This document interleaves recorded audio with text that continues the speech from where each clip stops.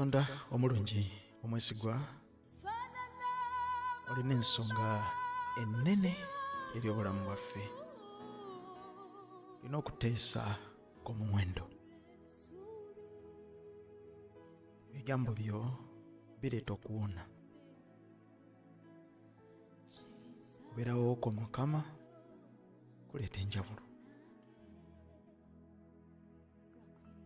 Nga tubuze wakati mu ddungu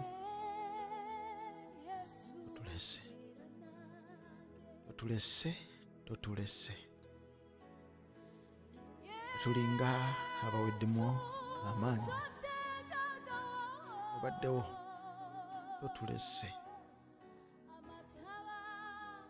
newankubadde ng'omuliro mungi, newankubadde ng'omuyaga mungi, obaddewo naffe mu bulwadde, mu kulumwa, obaddewo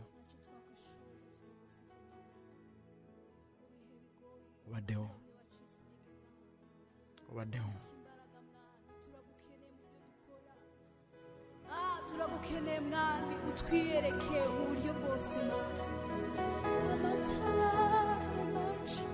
wakati mu maziga, obaddewo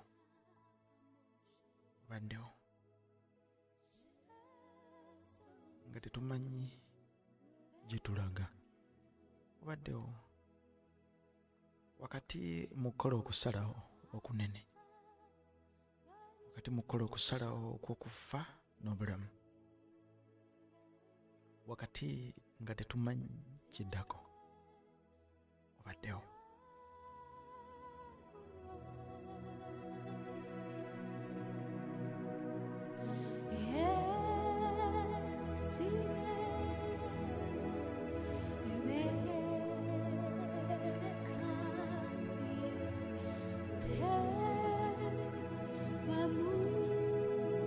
Father.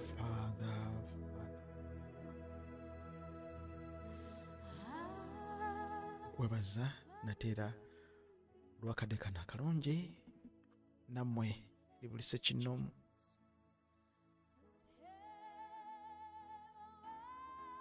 Agoberera platform eno Just Gospel Media Uganda.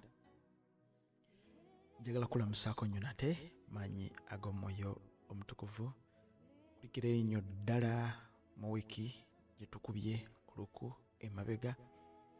Nzikiriza nga Mukama akoze bulungi nnyo abadde batambula naffe tubadde tutunuulira mabega kaawo okukula mu Kristo.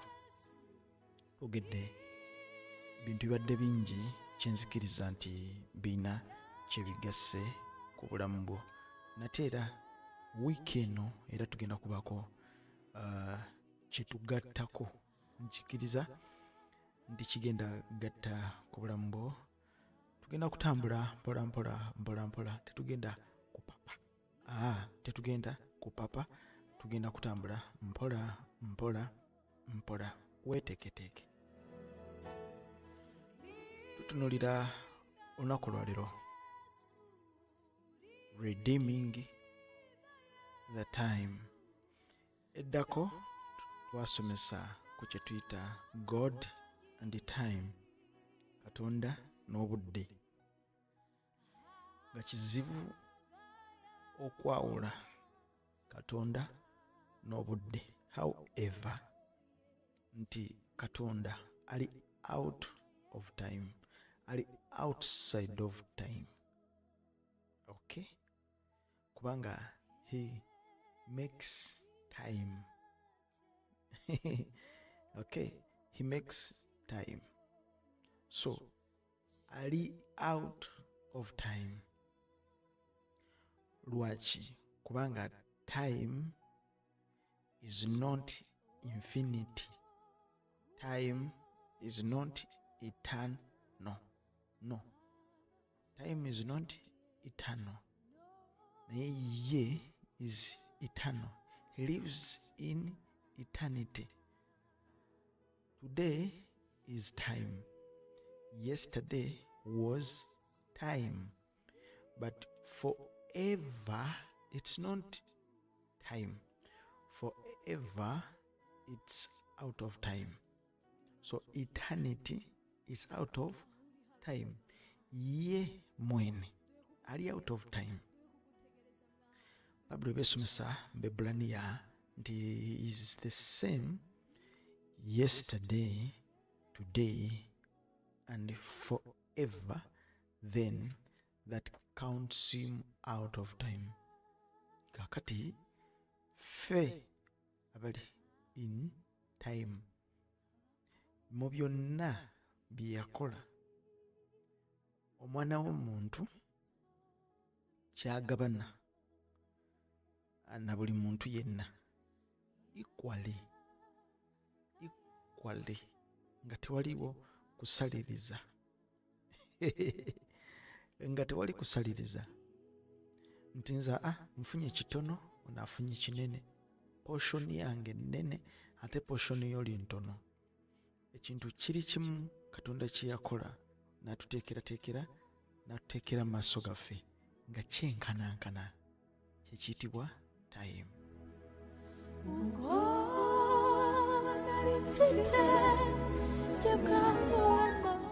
Oxygen eri abamufunira ku macupa. Oxygen eri abamubaka obubasi. Ngassa naye nga omukka gwe guli limited. Tagenda kusiza ku pace y'emu naawe.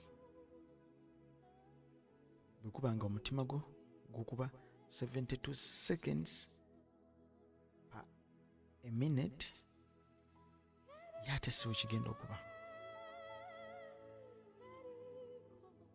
Hello? But bwe kituuka ku time, no one is left back. We share the same measure.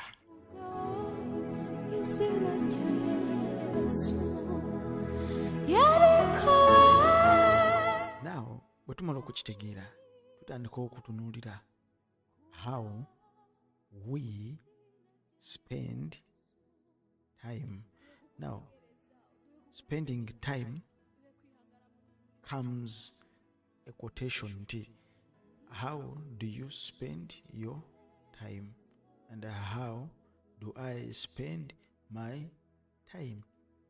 Now, redeeming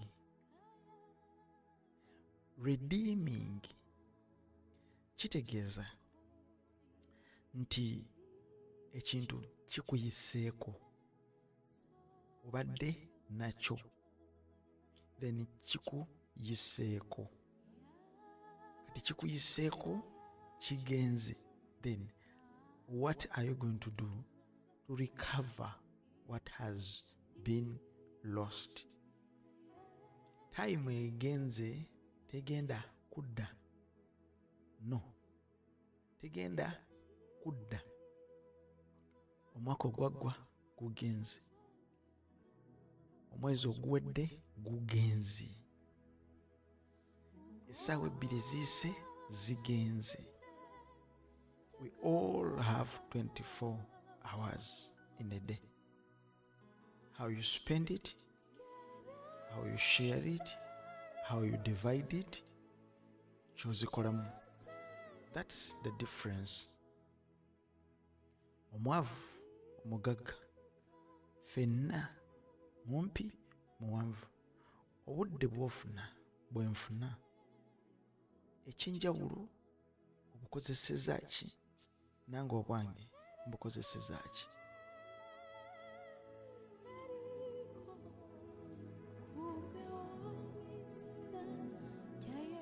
Once it's gone, it's gone.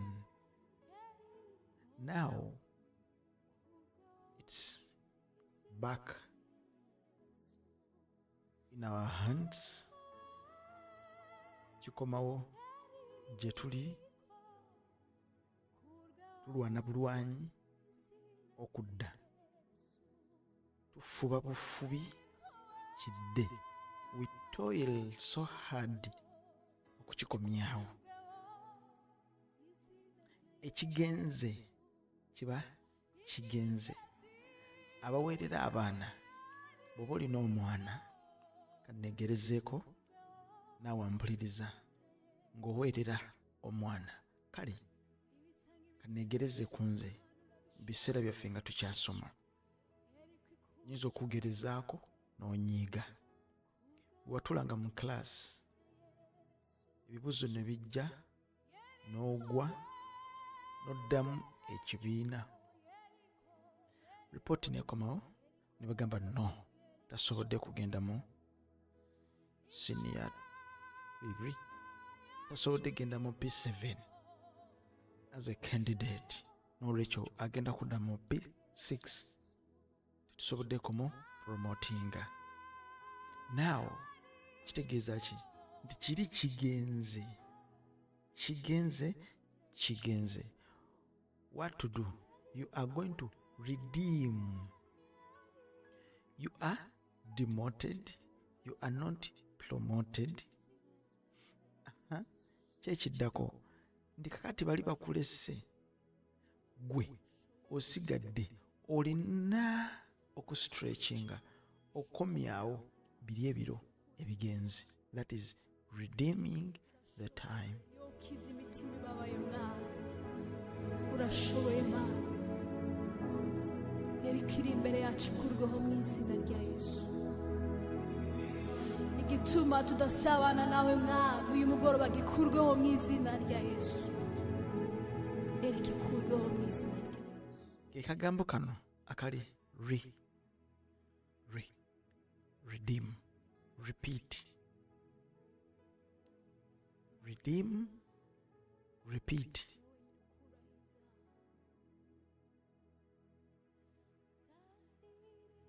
Rewind,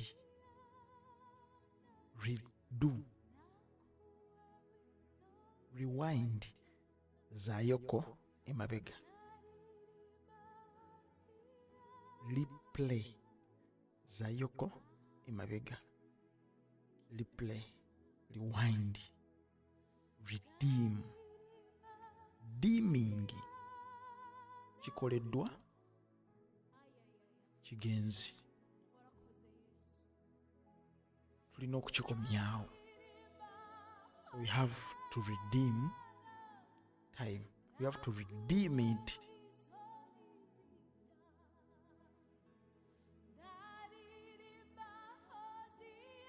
kikoleddwa kigenze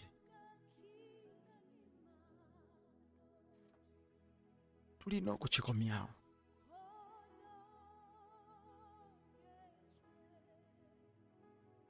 Now kitegeeza tulina okukola correction mu bulamu bwaffe, tulina okukola self survey mu bulamu bwaffe.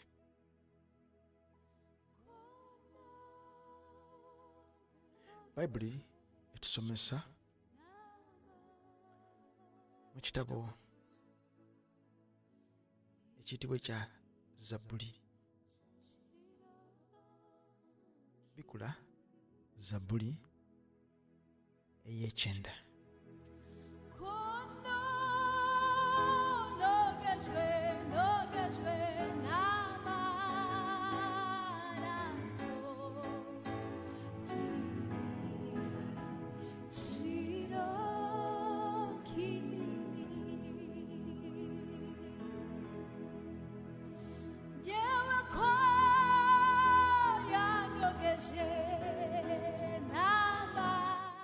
Zabbuli ey'ekyenda ntandikisa n'olunyiriri olw'omunaana lugamba, otadde obutali butuukirivu bwaffe mu musana gw'amaaso go. Ebibi byaffe, ebibi byaffe ebyekyama mu musana gw'amaaso go.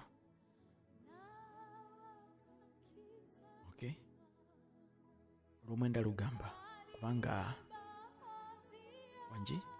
kubanga ennaku zaffe zonna ziyita mu busungu bwo. Kubanga ennaku zaffe zonna ziyita mu busungu bwo, emyaka gyaffe giggwaawo ng'ekirowoozo.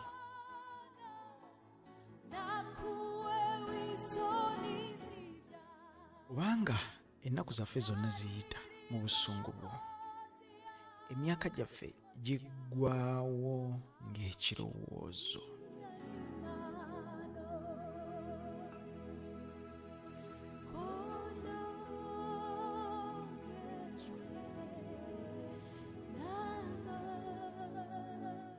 Bayibuli y'Oluzungu King James agamba, for all our days are passed away in the wrath. We spend our years as a tale that is told.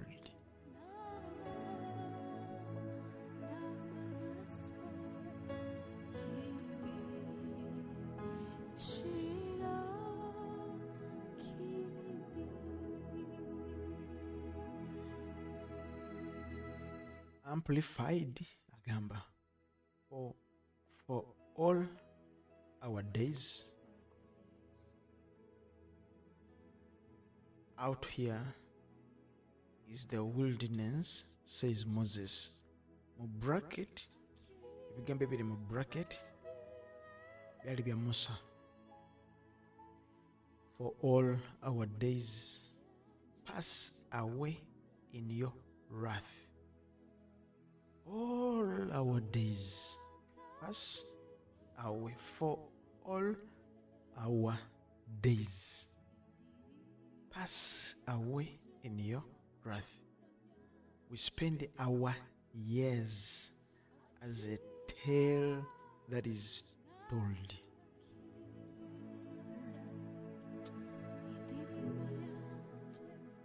Mu bracket mulimu ebigambo bino. For we adults know we are doomed to die soon without reaching Canaan.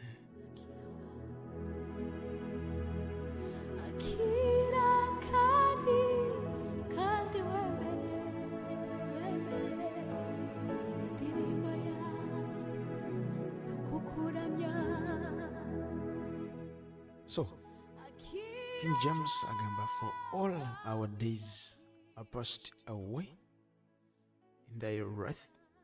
We spend our years as a tale that is told.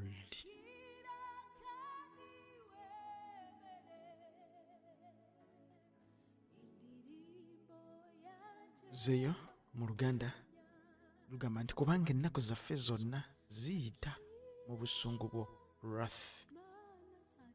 Emyaka gyaffe giggwawo ng'ekirowoozo. Our days pass as a tale told.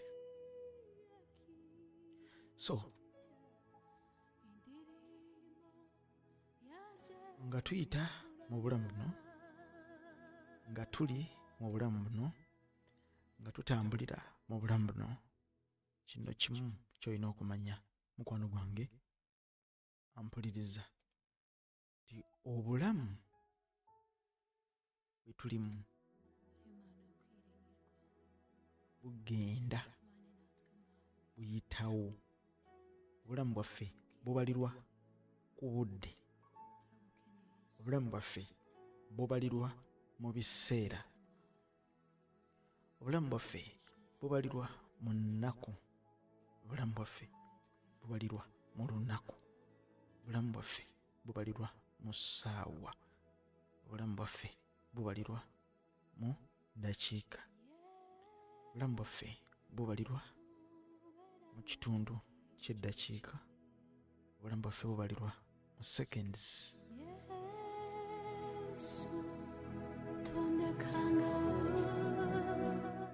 Mu seconds obulamu bwo bubalwa. Second emu bubalwa. Second bbiri bubalwa. Kitundu ky'eddakiika 30 seconds bubalwa. Mu ssaawa bubalwa. Mu ddakiika seconds mmeka ezikola eddakiika? Seconds 6 zikola eddakiika. Ddakiika mmeka ezikola essaawa? Ddakiika 6, 60 minutes. Ssaawa mmeka ezikola olunaku? 24 hours.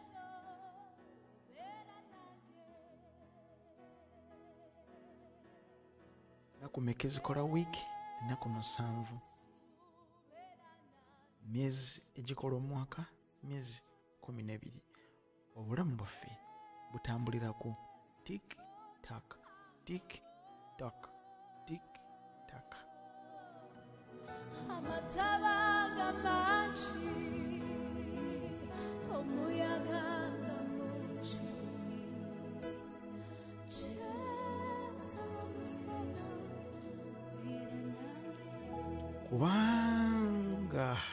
Kubanga ennaku zaffe zonna ziyita mu busungu bwo. Emyaka gyaffe giggwawo ng'ekirowoozo. So, we are limited. Olunaku olugenze terudda. So we should learn how to redeem time. Ekyayise jjo, ebiro ebyayita,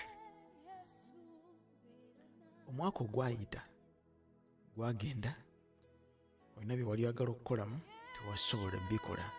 How are you going to redeem it? Togenda kuzza budde buli, naye ogenda kulwana nnyo okole biwandibadde okukolera mu budde buli, because time is an event. Time is an event. Obudde kitegeeza kukola biki by'okoze. Budde teri budde. Togenda kutunula mu bbanga olabe ng'obudde butambula, olabe ng'obudde butambula. Nedda. okebera ku ssaawa n'ogamba nti kati ssaawa ziri 8 zabadde ssaawa 6 obudde budduse. Nedda, obudde tebudduse, naye oli shocked nti kyobadde olina okukolera mu budde obwo tokikoze. That is an event. Oli shocked kubanga kyobadde olina okukola tokikoze. Otya nnyo ng'owezezza emyaka 3 nga tonnaba kuzaala mwana. Lwaki otya? Kubanga totidde emyaka, naye kikutiisizza nti emyaka ejja 3 giweze tolina kyokoze, tozadde mwana, ozimbye ennyumba, myaka 4 okyali mu kupangisa.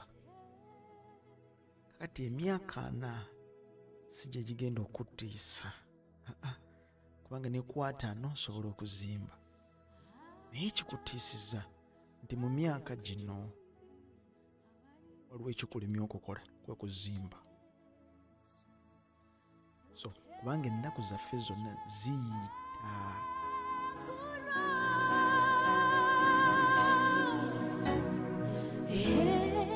Ennaku zino okuyita, ennaku zino okuyita, it's an event.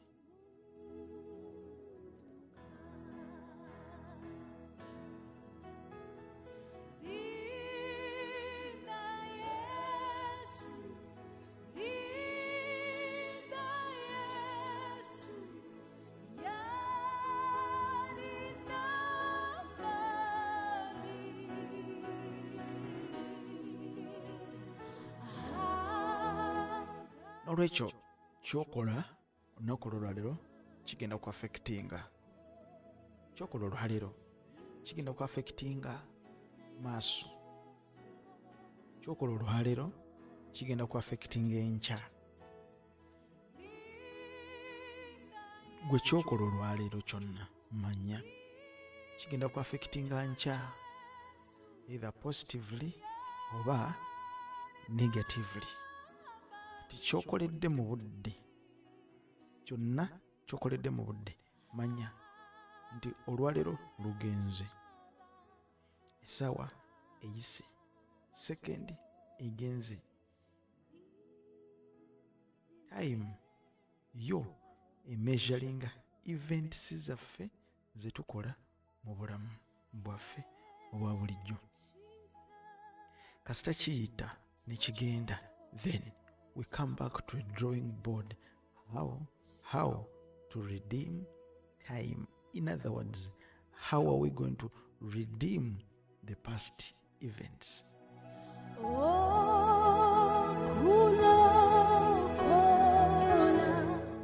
Omwezi guweddeko, tubadde tulina okusiga, okulima tetusobodde, tukoze tutya?